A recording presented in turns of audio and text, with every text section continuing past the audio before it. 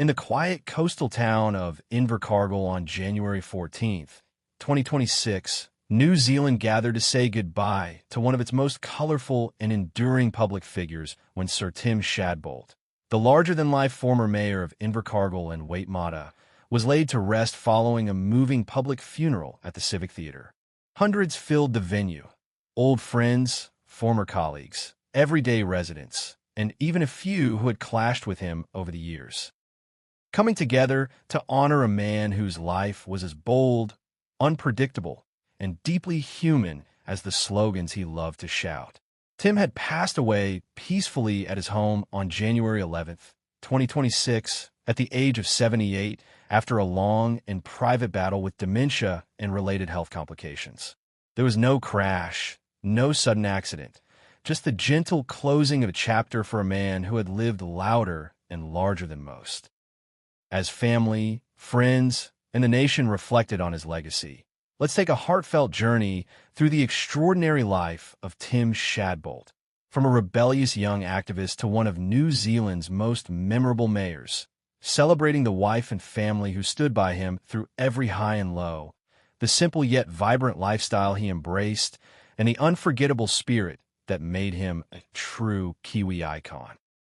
Timothy Ernest Corbett Shadbolt was born on February 19, 1947, in Wanganui, New Zealand, into a family where ideas and activism were part of the air they breathed.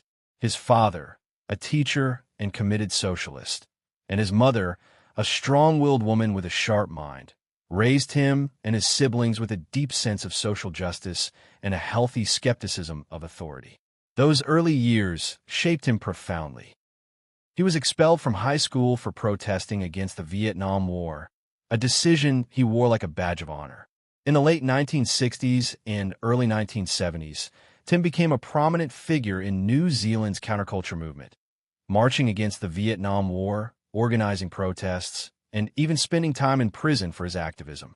He co-founded the Progressive Youth Movement and became known for his long hair, bushy beard, and fearless willingness to challenge the status quo.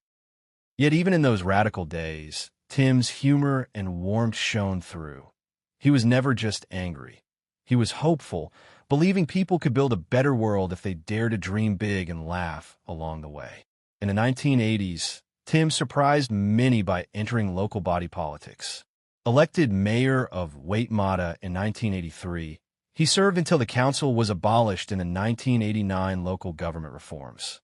He then ran for mayor of Invercargill in 1995 and won in a landslide, beginning an extraordinary 24-year tenure that would make him one of New Zealand's longest-serving and most recognizable mayors. Tim transformed Invercargill from a quiet southern city into a place that punched well above its weight. He championed quirky projects, the world's largest trout statue, the world's largest letter I, the steampunk-inspired playground, while also delivering practical wins. Better roads, economic development, and a fierce defense of his community against central government cuts. He became famous for his catchphrases, Invercargill, where the grass is greener on both sides of the fence, no one ever drowned in sweat, and his habit of signing off letters with yours in adventure. Love him or find him exasperating, no one could deny that Tim made Invercargill matter. In his personal life, Tim found deep love and stability with his wife Marion Shadbolt, whom he married in 1973. Marion was his partner in every sense, quiet, strong, and always there through the protests, the mayoral years, the controversies, and the later health struggles. Together, they raised 3 children, sons Samuel and Joseph, and daughter Polly, who grew up witnessing their father's larger-than-life personality and their mother's steady grace. Tim often spoke of his family as his greatest achievement, and in his final years, as dementia slowly took its toll, it was Marion and the children who cared for him with tenderness and dignity.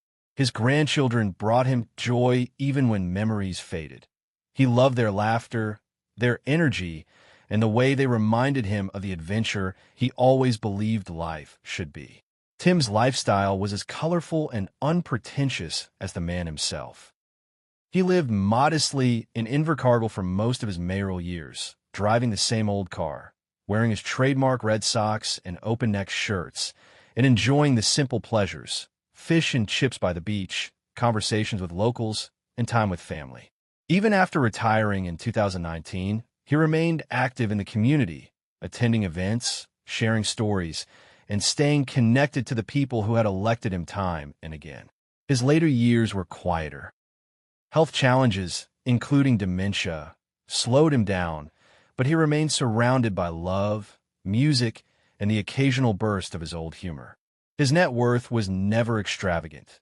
Built from mayoral salaries, book sales, including his memoir, A Lifetime of Adventures, speaking engagements, and modest investments, it was enough for comfort and family security without changing the down-to-earth man he always was.